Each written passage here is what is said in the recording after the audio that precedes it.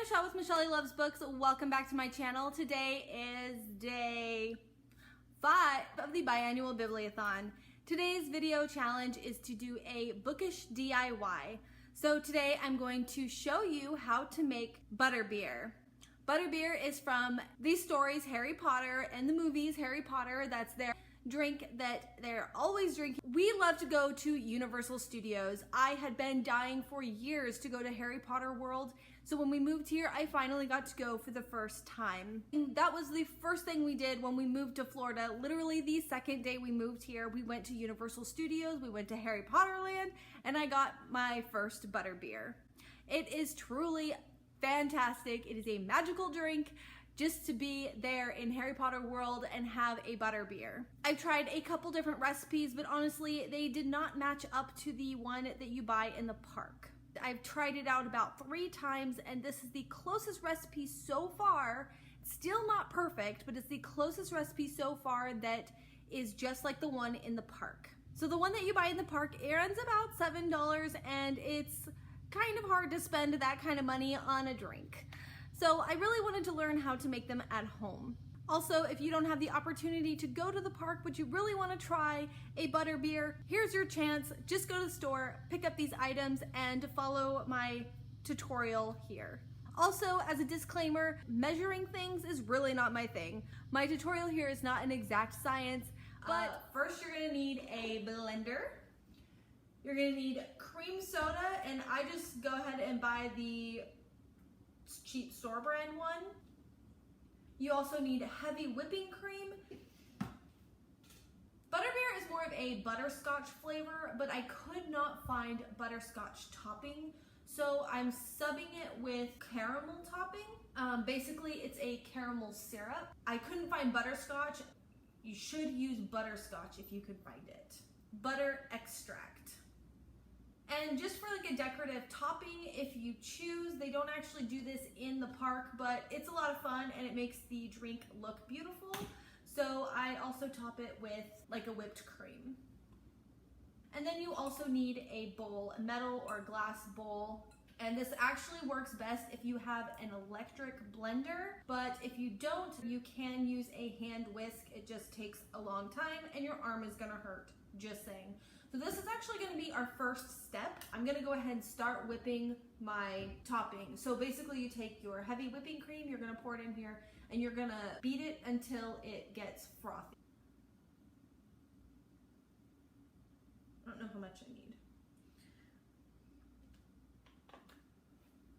Gwen, I'm going to add a little bit of butter extract.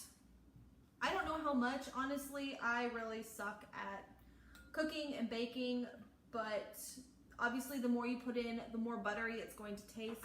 I just put basically a capful in, and then you can just kind of taste it and get it to how you want it.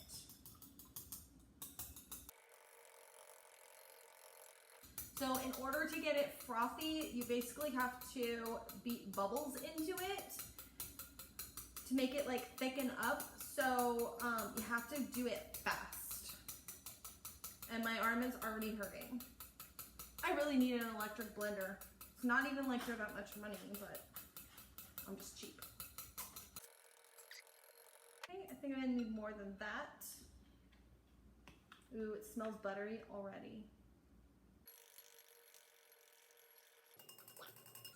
We're getting there. I think maybe halfway? No, a little more, a little less. Okay.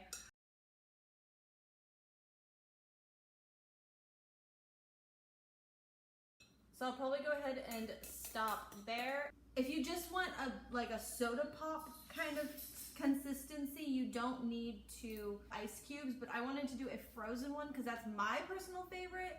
Or when I go to Universal Studios, I always get the frozen one because I feel like it's a lot more butterscotchy and buttery tasting than the other version.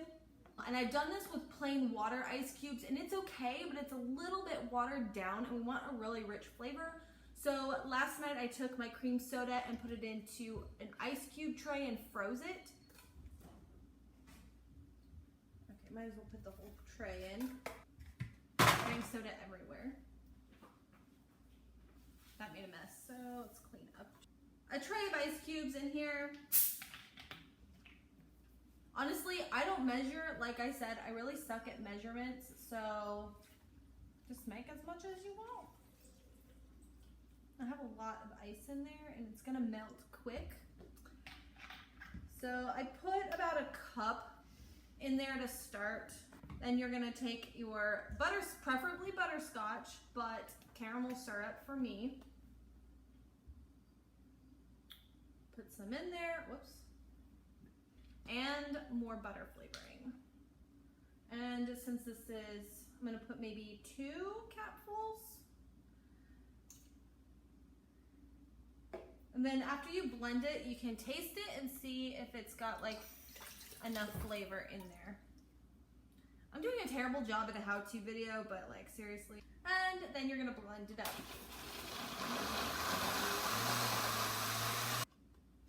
And then you're done.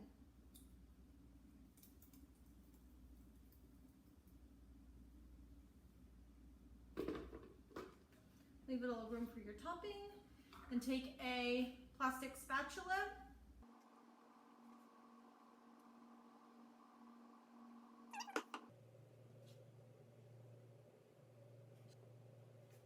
And for the fun part, like I said, in the parks they don't put this on, so what the heck, how do you open this damn thing? Okay, and for the fun part, some whipped cream. To finally top it off, a little bit more of caramel or butterscotch topping. And enjoy!